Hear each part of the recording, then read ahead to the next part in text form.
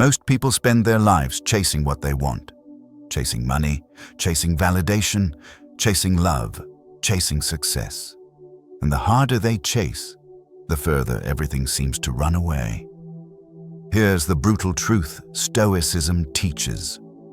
The moment you need something, you lose power over it. The Stoics didn't believe in begging life to give them what they wanted. They believed in becoming so disciplined, so grounded, so internally ordered, that life had no choice but to respond. Not through wishful thinking, not through fantasies, but through character, restraint, and unshakable inner control. Today, you'll learn 10 Stoic rules that completely flip the idea of manifestation on its head. Rules that don't teach you how to attract more, but how to stop needing, stop chasing, and start commanding your life. Because when you build the mind of a Stoic, everything you want starts coming to you naturally. Stay until the end. This will change how you move forever. 1. Stop chasing. Outcomes. Most people believe manifestation is about wanting something badly enough. They visualize it, they talk about it, they obsess over it, and that obsession quietly destroys them.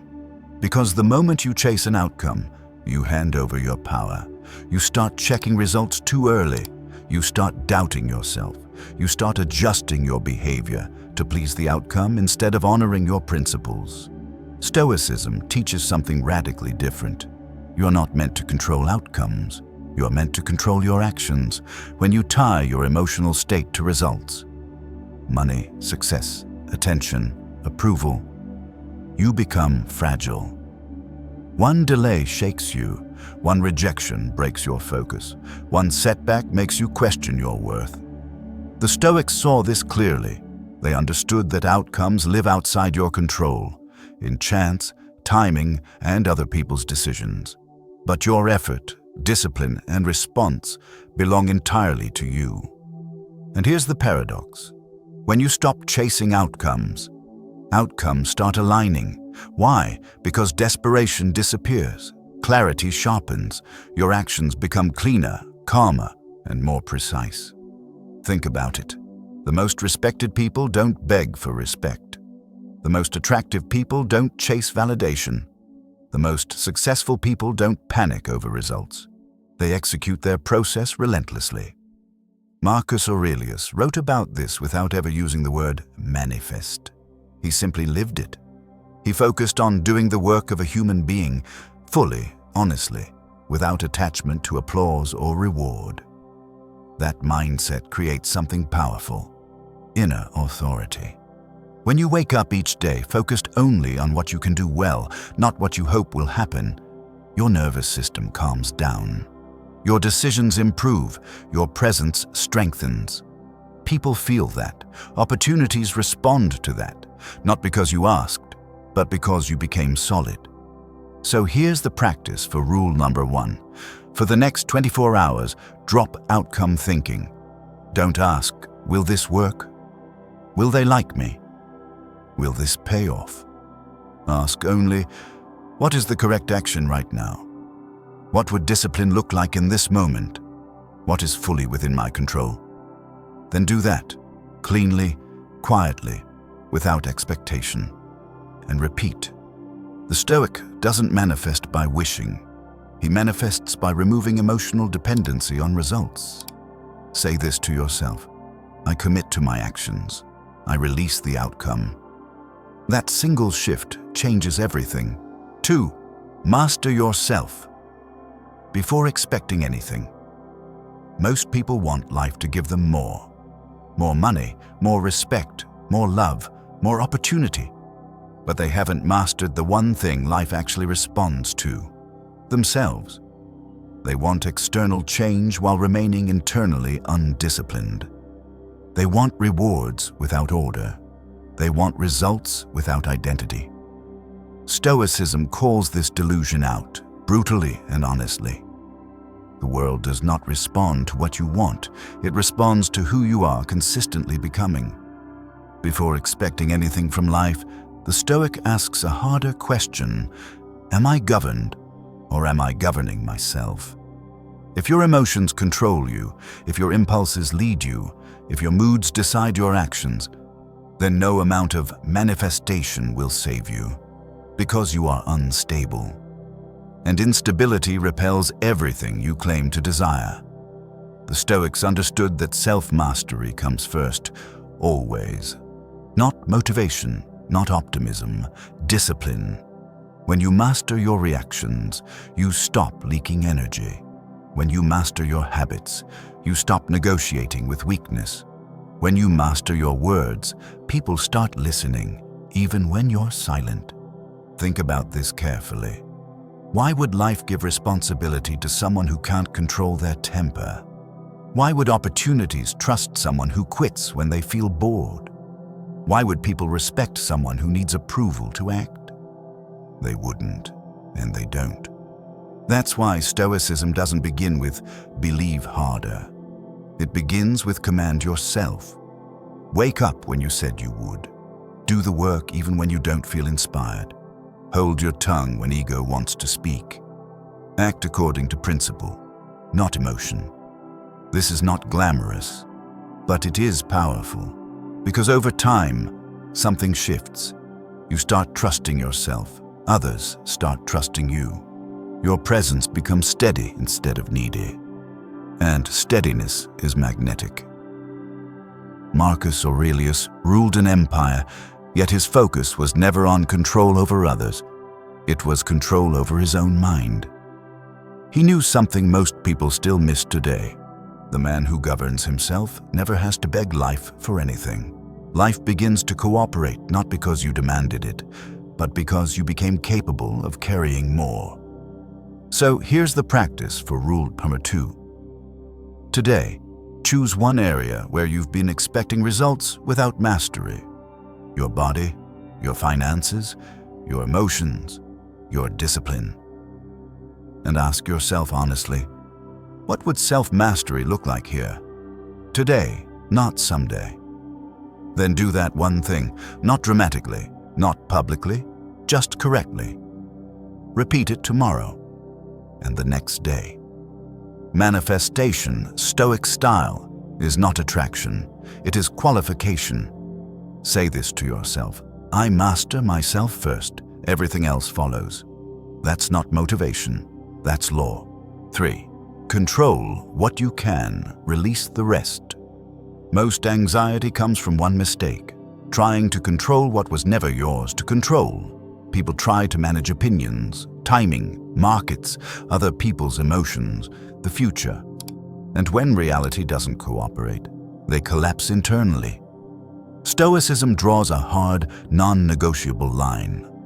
There are things within your control, your thoughts, your actions, your decisions, your discipline, and there are things outside your control. Outcomes, other people, luck, delays, rejection.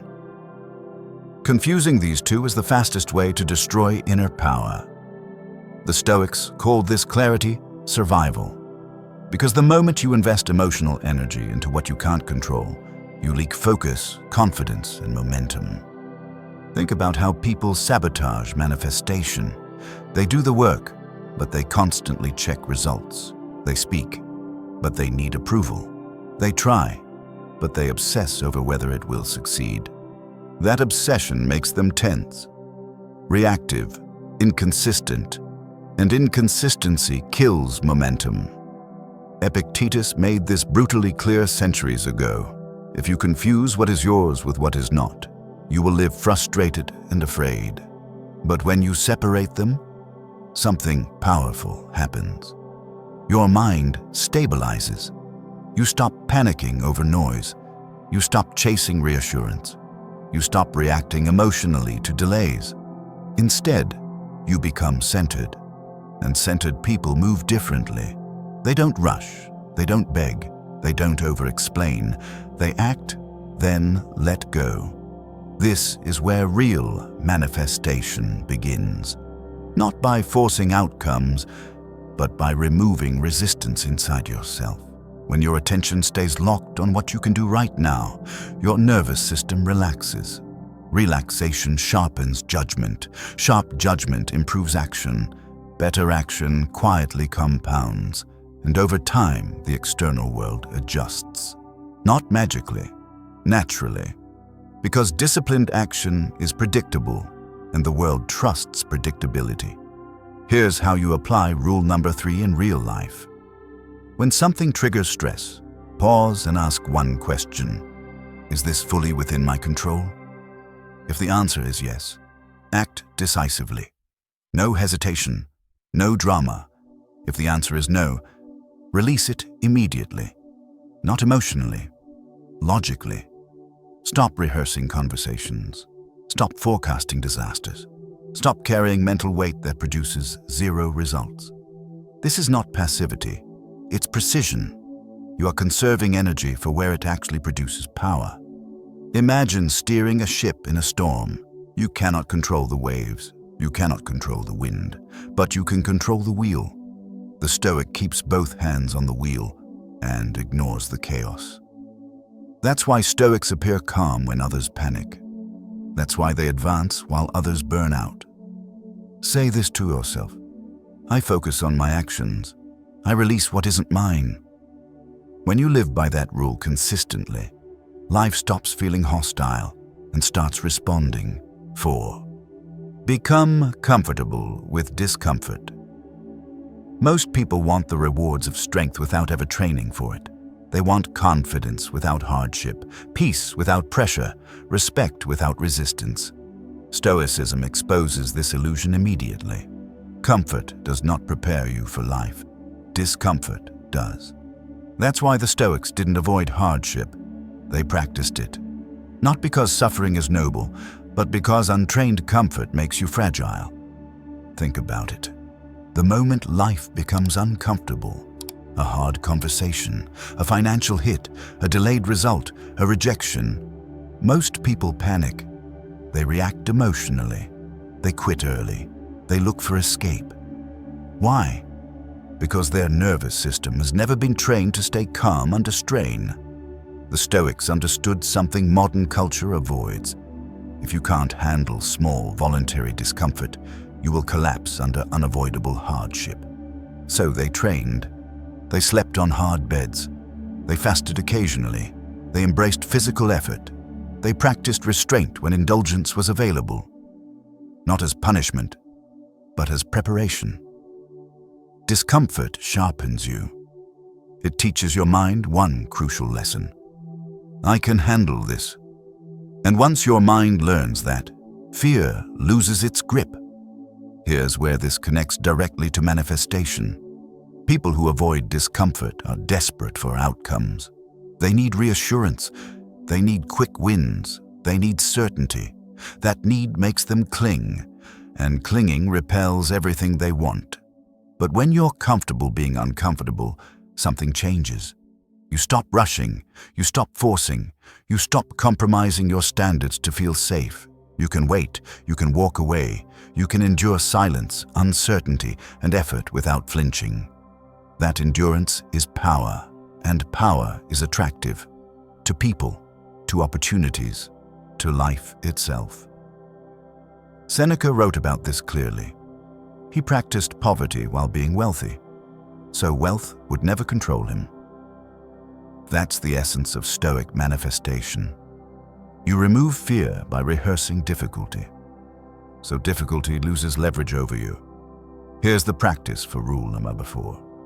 Choose one small voluntary discomfort each day. Not reckless, not extreme, just intentional. Cold water for 30 seconds. Training when you don't feel like it. Saying no when it's easier to say yes. Staying silent instead of defending your ego. Do it calmly. Do it deliberately. And notice what happens. Your confidence stops depending on conditions. Your emotions stabilize. Your self-respect grows. You don't need life to be easy anymore. And when life senses that, it stops testing you the same way. Say this to yourself: discomfort is my training ground. The person who can endure discomfort never has to beg reality for anything. 5. Act without needing recognition. Most people don't want success. They want to be seen succeeding. They want applause, validation, acknowledgement, and that need quietly weakens everything they do. Because the moment you require recognition, your actions are no longer free. They are filtered, adjusted, softened to please an audience. Stoicism rejects this completely. The Stoic acts from principle, not from applause. He understands a brutal truth. The more you need recognition, the less power you have. Why? Because recognition lives outside your control. It depends on moods, opinions, timing, and politics. When your motivation depends on it, your discipline becomes unstable. You work harder when you're praised. You hesitate when you're ignored. You quit when no one notices. That is not manifestation. That is dependency. The Stoics trained themselves to act as if no one was watching, because in reality, most of the time, no one is. Marcus Aurelius wrote reminders to himself that no one would ever read, no audience, no reward, no legacy planning, just alignment with virtue. And that alignment creates something rare, quiet credibility. People sense it. When you don't advertise your effort becomes heavier. When you don't seek approval, your words carry more weight. When you don't explain yourself, your actions speak louder. Think about the people you respect most. They don't announce their discipline. They don't defend their choices. They don't need credit. They move with certainty. And certainty commands respect without asking. Here's the paradox. Most people miss. When you stop performing for recognition, you become more recognizable. Because your behavior is no longer distorted by ego, your work becomes cleaner, your decisions become sharper, your presence becomes grounded. Life responds to that consistency. Not because you demanded attention, but because you earned trust. This is Stoic manifestation in its purest form. You don't attract by shining outward. You attract by solidifying inward. So here's the practice for rule number 5. For the next 48 hours, do one meaningful thing in silence. No posting, no hinting, no checking if anyone noticed. Work, train, improve, correct something you've been avoiding. Then walk away without looking for feedback. Notice what happens internally. Your self-respect increases. Your neediness drops.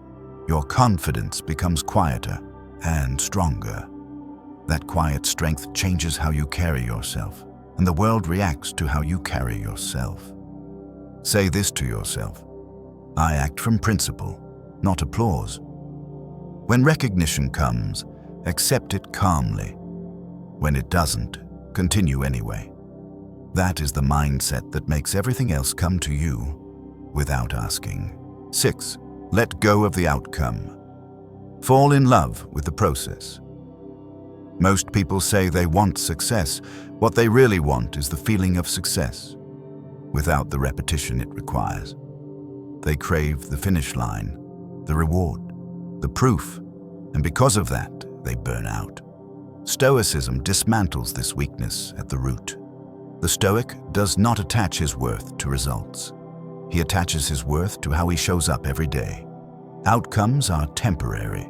Process is permanent. When you fall in love with outcomes, your motivation becomes fragile. A bad week shakes you. A slow result discourages you. A setback feels personal. But when you fall in love with the process, something powerful happens. You become unshakable. Because the process is always available, you can train today, you can study today, you can act with integrity today. No permission required. The Stoics understood that obsession with results is a form of slavery. You work only if it pays off. You commit only if you're guaranteed success. You act only if you feel confident. That's not freedom, that's fear in disguise. Epictetus taught that true power comes from focusing on what is up to you, your effort, your intention, your discipline. Results are simply consequences, and consequences arrive on their own schedule. When you detach from the outcome, you remove pressure. When pressure drops, performance improves. When performance improves consistently, results follow. Quietly, predictably. This is why Stoics seem patient in a world addicted to quick wins. They are not passive, they are persistent. They show up even when there is no immediate feedback. They train even when progress feels invisible. They continue even when no one is watching. And that consistency compounds. Think about the gym. The person obsessed with results quits when the mirror doesn't change fast enough. The person committed to the process shows up week after week until the mirror has no choice but to respond. Life works the same way. So here's the practice for rule number 6. Define your process, not your goal. Instead of saying, "I want success," say, "I train 1 hour a day. I write 1 page a day. I save and invest consistently. I act according to my values." Measure success by execution, not outcome. At the end of each day, ask, "Did I follow my process today?" If the answer is yes, you win, regardless of results. This removes emotional volatility. It builds identity. It creates momentum that doesn't depend on mood. And over time, your results start surprising you. Not because you chased them, but because you became relentless without attachment. Say this to yourself. I commit to the process. Results are a byproduct. When you live this way, manifestation stops feeling mystical. It becomes inevitable. 7. Live with the awareness of death. Most people live as if time is unlimited. They delay difficult decisions. They tolerate mediocrity.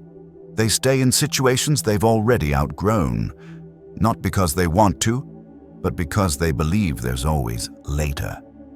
Stoicism destroys this illusion. The Stoics practiced memento mori, remembering daily that death is not a threat.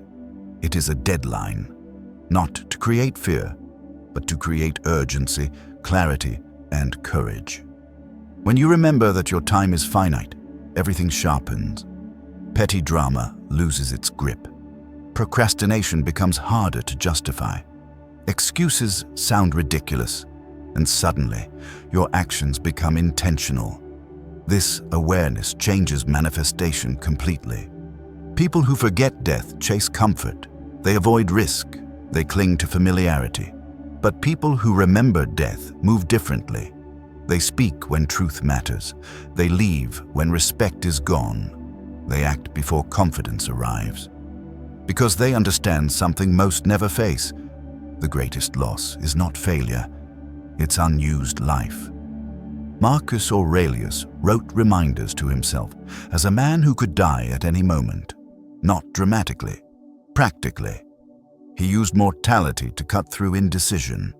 And that decisiveness creates power. When you stop acting like you have infinite time, you stop tolerating what drains you. You stop delaying what matters. You stop waiting for permission.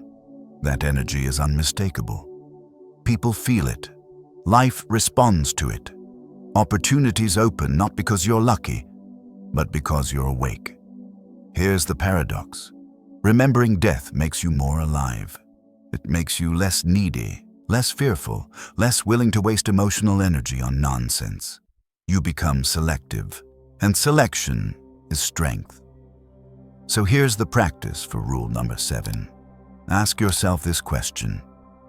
Honestly, if I knew my time was limited, would I still be doing this? Would I stay silent? Would I stay stuck? Would I keep postponing this conversation, this habit, this decision? If the answer is no, act. Not recklessly, deliberately. Make one decision today that aligns with a life you won't regret. End something that's draining you. Begin something you've been avoiding. Speak a truth you've been rehearsing in silence. You don't need motivation. You need remembrance. Because the Stoic doesn't rush, but he does not delay. Say this to yourself. My time is limited. My actions must matter. When you live this way, you stop chasing life. and life starts meeting you where you stand. 8. Live by virtue, not by approval. Most people don't live by principles. They live by reactions. They adjust themselves to fit rooms. They shape their opinions to avoid friction. They trade integrity for acceptance, slowly, quietly. Stoicism sees this as one of the greatest traps of all, because the moment you live for approval, your life is no longer yours. You start asking, what will they think? Will this upset someone? Is this popular? And every one of those questions pulls you further away from who you're supposed to be. The Stoics lived by a different compass. Virtue. Not morality for applause, but character when no one is watching. They believed that a good life is not measured by comfort, status, or praise, but by whether your actions align with reason, courage, justice, and self-control. Why does this matter for manifestation? Because approval seekers are predictable. They bend, they hesitate, they compromise. And life does not reward compromise. Life responds to people who are anchored. When you live by virtue, your decisions stop wobbling. You say no without guilt. You say yes without fear. You walk away without drama. That clarity creates gravity. People trust you because you are consistent. Opportunities come because you are reliable. Respect grows because you don't barter your values. Marcus Aurelius reminded himself constantly, do what is right, not what is applauded. That mindset removes a massive internal conflict. You're no longer torn between what's right and what's liked. You choose what's right and move forward. This is why Stoics appear calm in situations where others fold. They are not trying to win opinions. They are trying to honor principles, and paradoxically, that's what makes them influential. Here's the practice for rule number 8. Choose one core value today: truth, discipline, courage, justice, self-respect. Then live that value for the next 24 hours without announcing it. Tell the truth even when it's uncomfortable. Keep your word even when it costs you. Hold your boundary even when someone disapproves. Expect resistance. That resistance is proof you're no longer being controlled by approval. Notice what happens internally. Your mind becomes quieter. Your decisions feel cleaner. Your confidence stops depending on reactions. That internal alignment is rare, and rarity attracts. Say this to yourself: I live by virtue, not validation. When you no longer need approval, you stop asking life for permission, and life responds to that strength. Not with noise, but with opportunities that actually matter. 9. Want less, receive. Most people believe wanting more will give them more. More money, more attention, more security, more certainty. But Stoicism exposes a dangerous truth. The more you need, the weaker you become. Need creates pressure. Pressure creates fear. Fear distorts judgment, and distorted judgment destroys opportunity. The Stoics understood that desire, when unchecked, makes you dependent. Dependent on outcomes. Dependent on people. Dependent on circumstances you don't control. That dependency shows. It shows in your tone, your body language, your decisions, and the world reacts to it instantly. People sense when you need something, and instinctively they pull back. Not out of cruelty, but because neediness signals instability. Stoicism flips the script completely. Instead of wanting more, the Stoic practices wanting less. Not because he lacks ambition, but because he refuses to be controlled. When you reduce desire, you increase leverage. You can walk away, you can wait, you can say no. And the ability to say no is power. Think about negotiations, relationships, careers. The person who needs the deal loses the deal. The person who needs validation loses respect. The person who needs approval loses authority. But the person who is content, not complacent, but grounded, moves with calm confidence. That calm is rare, and rarity attracts. Seneca warned that a poor man is not the one who has little, but the one who wants more. Because endless wanting keeps you restless, dissatisfied, and reactive. But when you want less, something unexpected happens. Your focus sharpens. Your gratitude increases. Your fear of loss fades. And when fear fades, you make better decisions. Better decisions create better outcomes. This is Stoic manifestation at its deepest level. You don't pull things toward you by craving them. You create space, and life fills it. Here's the practice for rule number 9. Today, identify one thing you've been emotionally clinging to. An outcome, a person, an approval, a timeline. Then say this, honestly, I can be okay without this. Not to give up effort, but to remove dependency. Continue acting correctly, continue showing up, but drop the internal bargaining. Watch what happens. Your body relaxes, your mind clears, your actions become cleaner. And ironically, that's when things start moving toward you. Because life responds to strength, not craving. Say this to yourself. I want less. I am free. Freedom is the highest form of power, and power is what quietly draws everything else in. 10. Stop trying to manifest. Start becoming. Most people are obsessed with getting money, getting recognition, getting love, getting certainty. And that obsession keeps them small, because when your identity is built around what you're trying to get, you're always behind, always reaching, always lacking, always incomplete. Stoicism ends this cycle with one brutal shift. Stop trying to manifest outcomes. Start becoming the kind of person outcomes follow. The Stoic doesn't ask, how do I attract more? He asks, what must I become so that this is a natural result? This changes everything. Instead of visualizing success, you build discipline. Instead of chasing confidence, you train competence. Instead of hoping for respect, you act with self-respect. And here's the truth most people don't want to hear. Life does not reward desire. It rewards alignment. When your habits, values, and actions are aligned, results show up without noise. No desperation, no forcing, no begging the universe, just cause and effect. Marcus Aurelius never tried to manifest greatness. He focused on being a good man, consistently, and greatness followed as a byproduct. That's Stoic power. You don't need affirmations that ignore reality. You need standards that shape reality. When you become reliable, opportunities trust you. When you become calm, people listen. When you become disciplined, success becomes predictable. This is the final paradox. The less you try to control life, the more control you gain over yourself. And self-control is the ultimate magnet. So here's the practice for rule number 10. Write this sentence down and take it seriously. I will no longer ask life to give me what I haven't earned internally. Then choose one identity to build. Not a goal, an identity.